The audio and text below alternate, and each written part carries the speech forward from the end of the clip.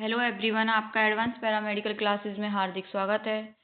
तो हम बात कर रहे थे layout of the dark room procedure के बारे में, जिसमें मैंने आपको पिछली वीडियो में डार्क रूम के बारे में बताया था और हम कहाँ पर चल रहे थे, इंटरलॉकर डोर के बारे में हमने पढ़ा था कि डार्क रूम में इंटर डोर कैसे होने चाहिए, जिसमें से हम डार्क रूम में इंटरलॉकर डोर के बारे में हमने पढ़ा था।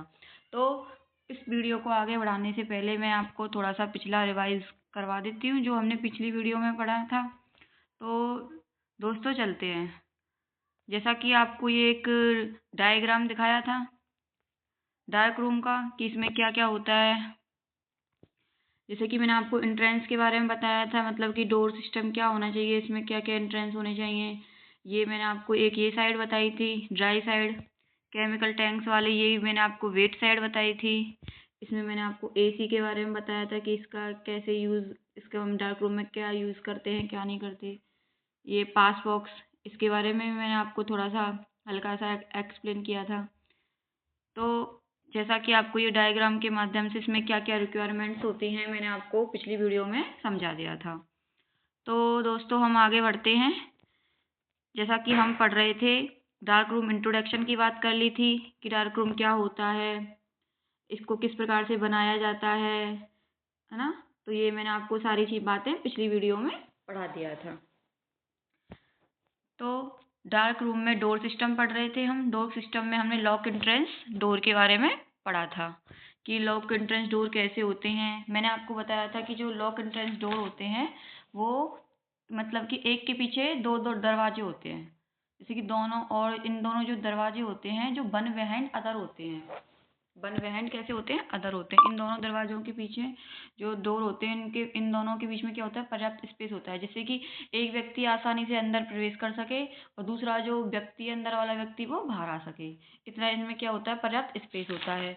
और मैंने एंट्रेंस डोर के बारे में आपको ये बताया था कि इसमें इलेक्ट्रिकल एंड मैकेनिकल सिस्टम लगे हुए होते हैं, जिससे कि अगर बाई चांस इसमें एक बेल बजर लगा हुआ होता है कि दरवाजे जो हमारा डोर है डार्क रूम का, उसके ऊपर हम क्या कर देते हैं, एक बेल बजर लगा देते हैं, घंटी लगा देते हैं, जिससे कि हमारा बाई चांस, जैसे कि हम डार्क रूम में हमारा काम चल रहा है और गलती से डार्क रूम का डोर है वो खुला रह गया है, तो उसका क्या देता है, वो इंट्रिकेशन देता है। इंट्रिकेशन देने के लिए दे दे जिससे कि हम क्या लगाते हैं, डोर के एंट्रेंस पर क्या लगा देते हैं, एक बेल बजर लगा देते हैं, घंटी लगा देते हैं। और इसमें इलेक्ट्रिकल और मशीनिकली सिस्टम लगे होते हैं, जिससे कि अगर बाई चांस दरवाजा इलेक्ट्रिकल एंड यंत्र वो मशीनिकली सिस्टम लगा देते हैं, जिससे कि एक दरवाजा खोलना तब तक संभव है जब तक कि दूसरा दरवाजा बंद ना हो। तो हम इस डोर सिस्टम को आगे बढ़ाते हैं और अपने जो डोर सिस्टम का दूसरा टाइप है उसके बारे में पढ़ते हैं। तो उसका दूसरा टाइप का नाम क्या है, रिवॉल्विंग डोर। क्या है, रिवॉल्विंग डोर, जिसको हम रिवॉल्विंग डोर को हम क्या भी बोल सकते हैं, एक तरह से भूल भुलैया, वो रिवॉल्विंग डोर। सॉरी गाइस, वो भूल भुलैया नहीं बोलते इसको। तो जैसे कि आपको पढ़ते हैं हम, this system is good, this system is good, look simpler, this means all possibility of errors और पॉसिबल। जो रिवॉल्विंग डोर होता है वो क्या होता है, हमारा अच्छा होता है और दिखने में कैसा होता है, सिंपल होता है, सरल व अच्छा होता है। Means all possibility of errors are possible, जो पर इसमें क्या होता है, पॉसिबिलिटी, एरर्स होने की क्या होती है, संभावना होती है। दिखने में तो ये सिस्टम अच्छा होता है, सरल होता है, मतलब पर इसका मतलब है कि इसमें त्रुटियों की जो क्या है, पूरी संभावना है। When a person is an very great hurry, अगर कोई व्यक्ति बहुत ज़्यादा क्या है, वेरी ग्रेट हरी, जल्दी में है, it is not an ideal system, तो यह एक आदर्श प्रणाली नहीं है, आदर्श आइडियल सिस्टम नहीं है। This system has the advantage of not taking up too much space, बस ये जो सिस्टम है, जो ये प्रणाली है, इसका क्या एडवांटेज है, क्या लाभ है, बस ये इसका यह लाभ है कि यह जगह कम घेरता है।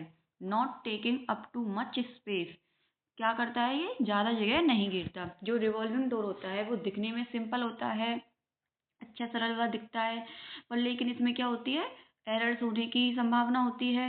अगर कोई व्यक्ति या कोई पर्सन जल्दी में है तो यह एक आदर्श आइडियल सिस्टम नहीं है। और इस सिस्टम का बस एक एडवांटेज है कि यह स्थान कम घेरता है डार्क रूम में। तो दोस्तों हम अपना तीसरा सिस्टम है जो डोर सिस्टम का, वो पढ़ते हैं। जैसा कि आपको ये शो हो रहा है, यहाँ पे डायग्राम दिया गया है रिवॉल्विंग डोर का, जो आप देख सकते हो। अब तीसरा जो डोर सिस्टम है वो क्या है? लेवरिंथ मेज। लेवरिंथ मेज, इसको हम क्या बोलते हैं? भूल भुलैया। इसको क्या बोल सकते हैं? भूल भुलैया।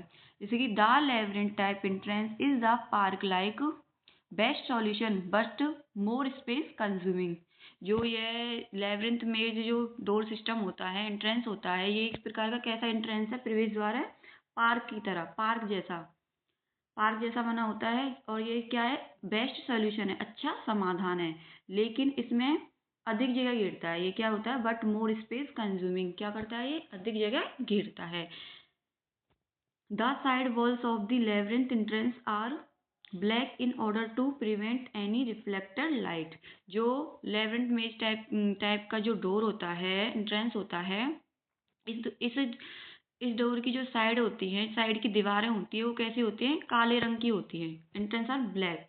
कैसी होती है? ब्लैक कलर की होती है, ताकि किसी भी परावर्तित प्रकाश को रोका जा सके। रिफ्लेक्टेड लाइट, किसी भी परावर्तित प्रकाश को क्या किया जा सके? रिफ्लेक्ट, रोका जा सके। परावर्तित प्रकाश को प्रिवेंट, रोका जा सके। लेवरिंथ टाइप एंट्रेंस इन विच आ जिगजैग टाइप गैलरी। जो लेवरिंथ प्रकार का जो एंट्रेंस होता है, जो प्रवेश द्वार होता है, ये कैसा होता है? जिसमें प्रवेश द्वार एक टेढ़ी मेढ़ी गैलरी जैसी संरचना होती है। Like structure is formed at the entrance. जो प्रवेश द्वार पर कैसी बनी होती है? जैसे एक टेढ़ी मेढ़ी जैसी संरचना होती है। तो दोस्तों हमारा डोर सिस्टम में हमने जो ये लेवरिंथ मेज टाइप डोर पढ़ा था, इसमें आप देख सकते हो इसका डायग्राम जो दिया गया है, ये कैसी है? जिगजैग, टेढ़ी मेढ़ी संरचना बनी होती है। और ये कैसा डोर होता है? एक पार्क जैसा बनाते हैं। इसका एंट्रेंस क्या था? पार्क जैसे पार्कों में डोर बने होते हैं, उसके उसके जैसा इसका हम क्या बनाते हैं? एंट्रेंस बनाते हैं। तो अब हम डार्क रूम प्रोसीजर को आगे बढ़ाते हैं। जैसे कि हमने आपको बताया था कि डोर सिस्टम के बारे में, 3 प्रकार के डोर के बारे में समझा दिया था आपको। अब डोर के बारे में इसका जो रिक्वायरमेंट है आगे डार्क रूम का, वो क्या है? Walls of the dark room. Dark room की दीवारें। डार्क रूम की दीवारें क्या होती हैं? तो मैं आपको थोड़ा सा पहले एक्सप्लेन कर देती हूँ, इसके बारे में हिंट दे देती हूँ कि डार्क रूम की जो दीवारें होती हैं वो थोड़ी मोटी होनी चाहिए, जो कि रेडिएशन से, विकिरण से बचाने के लिए पर्याप्त मोटी होनी चाहिए, जो जिससे जो रेडिएशन को रोक सके। डार्क रूम की जो जो दीवारें होती हैं उन पर हम ग्लोजी क्रीम, हल्के कलर का पेंट करना चाहिए। हल्के कलर का क्या करना चाहिए? हमें पेंट करना चाहिए, क्योंकि जो इसके लिए चमकदार क्रीम, सफ़ेद जैसे जो सफ़ेद रंग का पेंट है वो कैसा होता है? अच्छा रहता है। और जो डार्क रूम की दीवारें होती हैं उनको हमें क्या करना चाहिए? डेली नियमित रूप से सफाई करनी चाहिए, जिससे कि डस्ट डार्क रूम की दीवारों से डस्ट है वो जमा ना हो सके, धूल मिट्टी ना हो। तो इसलिए हमें साफ सफाई का ध्यान रखना चाहिए। तो वीडियो को आगे बढ़ाते हैं हम, और हमारी जो walls of the dark room है इसके बारे में हम पढ़ते हैं कि ये मैंने आपको थोड़ा सा समझा दिया, हिंट दे दी है। तो नेक्स्ट आगे पढ़ते हैं, हम एक्सप्लेन करते हैं इसको। The walls of the dark room must be thick. जो डार्क रूम की दीवारें हैं वो कैसी होनी चाहिए? थिक, मोटी होनी चाहिए। Enough to protect against radiation, जिससे कि यह क्या कर सके? रेडिएशन, विकिरण से बचाने के लिए पर्याप्त क्या होनी चाहिए? मोटी होनी चाहिए, जिससे कि हम रेडिएशन से बचा जा सके। The inside walls of the dark room are light colored। This is for physiological purpose. जो डार्क रूम की दीवारें होती हैं वो कैसी होनी चाहिए? हल्के कलर से पेंट करना चाहिए, हल्के कलर की होनी चाहिए। यह कैसा? फिजियोलॉजिकल, मनोवैज्ञानिक उद्देश्य है, पर्पज है। Because black colour is very depressing. जो काला रंग होता है वो क्या होता है? Black colour is very depressing, निराशाजनक होता है। कैसा होता है? निराशाजनक होता है। Also black color induce feeling of no space which causes unpleasant impression। जो साथ ही काला कलर होता है, जो ब्लैक कलर होता है, जो जगह की कमी का एहसास कराता है। फीलिंग ऑफ नो स्पेस, किसका कम एहसास कराता है? किसकी फीलिंग का एहसास कराता है? कि जगह की फीलिंग का एहसास, कमी का एहसास कराता है, जिससे क्या होता है? अनप्लीजेंट इम्प्रेशन, एक अप्रिय प्रभाव पैदा होता है। कैसा प्रभाव पैदा होता है? एक अप्रिय प्रभाव पैदा होता है।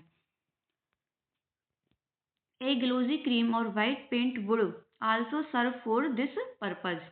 तो इसके लिए जो जो डार्क रूम की दीवारें होती हैं उस पर हम कैसा पेंट करना चाहिए? ग्लोजी क्रीम, चमकदार व सफ़ेद रंग का क्या करना चाहिए, हमको पेंट करना चाहिए। Walls can be cleaned regularly because dust is the great enemy of dark room. हमें जो डार्क रूम की दीवारें हैं उनको क्या करना चाहिए, डेली नियमित रूप से साफ करना चाहिए, क्योंकि जो डस्ट है वो जो धूल है डार्क रूम का क्या होता है, क्या है, दुश्मन होती है, सबसे बड़ा क्या है, इनेमी है। तो गाइस आपको जो डार्क रूम की वॉल्स हैं उसके थोड़ा समझ आ गया होगा कि हमको डार्क रूम की जो वॉल्स हैं उसमें कैसे करना चाहिए, क्या करना चाहिए। तो वीडियो को आगे बढ़ाते हैं और डार्क रूम प्रोसीजर में हम अब पढ़ते हैं जो रिक्वायरमेंट है इसका next, floors of the dark room, कि डार्क रूम की जो फ्लोर्स हैं वो कैसे होनी चाहिए। The choice of floor material should be such that it is non Paris and non slippery durable. जो हमें जो डार्क रूम का जो फर्श है उसकी जो हम सामग्री चयन करते हैं, मटेरियल का जो हम करते हैं वो कैसा होना चाहिए, छिद्र रहित, और कैसा होना चाहिए, टिकाऊ होना चाहिए। It is resistant to stains by chemical और लिक्विड, और ये कैसा होना चाहिए, रासायनिक व तरल पदार्थों से लगने वाले दागों को, जो केमिकल और लिक्विड को क्या कर सके, प्रतिरोधी हो, जिससे कि यह छूट सके, इस पर केमिकल और लिक्विड का कोई असर ना हो। सम varieties of hard rubber sheet will also serve for this purpose because we can replace easily. कुछ प्रकार की कठोर रबर की जो चादरें इस उद्देश्य के लिए काम करेंगी क्योंकि हम उन्हें आसानी से बदल सकते हैं। जैसा कि जो डार्क रूम का फ्लोर होता है इस पर हम क्या करें कि रबड़ की चादरें भी बिछा सकते हैं, जिससे कि हम अगर वो खराब भी हो जाएं तो हम उसको चेंज कर दें। तो फ्लोर्स के लिए आपको समझ में आ गया होगा। वीडियो को आगे बढ़ाते हैं। अब हम जो डार्क रूम का जो रिक्वायरमेंट है इसकी डार्क रूम को बनाने के लिए हमें क्या है, जो आवश्यकता है वो नेक्स्ट क्या टॉपिक क्या है हमारा, कौन सा टाइप है, selling of the dark room. क्या है, selling of the dark room. जो डार्क रूम की छत है वो क्या किस प्रकार से बनाई जानी चाहिए, सेलिंग ऑफ, जो पढ़ते हैं, the type of paints on the selling is important because it will produce flakes which are likely to fall on the film or cassette। जो छत पर पेंट जरूरी है डार्क रूम का, जो the types of paint of the ceiling, जो इस पर जो डार्क रूम की जो छत है सेलिंग है वो इम्पोर्टेंट क्यों जरूरी है, पेंट जरूरी है, क्यों जरूरी है, because it will produce flakes which are likely, जिससे कि जो इसमें पपड़ी बनेगी, जो ये फ्लैक्स है वो गिरेगी तो और फिल्म और फॉल्स ऑन द फिल्म और कैसेट, और क्या करेगी, फिल्म और कैसेट को खराब करेगी। अगर हम डार्क रूम की जो छत पर पेंट करना जरूरी है, और hence plaster of Paris POP is avoid, और इसके लिए पीओपी से बचा जा सकता है। अगर जैसे कि हम डार्क रूम की सेलिंग छत पर पेंट करते हैं तो वो उछलेगी, और उछल के किस पर गिरेगी, हमारी एक्रिलिक फिल्म और एक्रिलिक एसिड पर गिरेगी, जिससे कि हमारी एक्रिलिक फिल्म और एक्रिलिक एसिड क्या होगी, खराब होगी, है ना, क्योंकि उस पर धूल डस्ट मिट्टी गिर जाएगी, है, क्योंकि वो कैसी होती है, लाइट सेंसिटिव होती है, उस पर धूल मिट्टी और ये लाइट नहीं आनी चाहिए एक्रिलिक फिल्म पर। तो इससे बचाने के लिए हम क्या क्या करते हैं कि इसकी जो सेलिंग है उसको पीओपी से यूज करते हैं, पीओपी प्लास्टर ऑफ पेरिस से बचा जा सकता है। इसका हमें क्या करना चाहिए, सेलिंग करवानी चाहिए। A good quality paint is satisfactory to avoid risk of falling flakes। और इसके लिए जो मतलब कि जो गिरने वाली परत है, पपड़ी है, इससे बचने के लिए हमको क्या करना चाहिए, पीओपी से पीओपी से पेंट करना चाहिए, और एक अच्छी क्वालिटी वाला क्या करना चाहिए, हमें पेंट करना चाहिए, जिससे कि हम कोई भी जोखिम, कोई भी रिस्क से बच सकें। जो गिरने वाली परत है जिससे हमारी एक्रिलिक फिल्म और एक्रिलिक एसिड है वो खराब ना हो, इसके लिए हम गुड क्वालिटी वाला क्या करना चाहिए, पेंट करना चाहिए।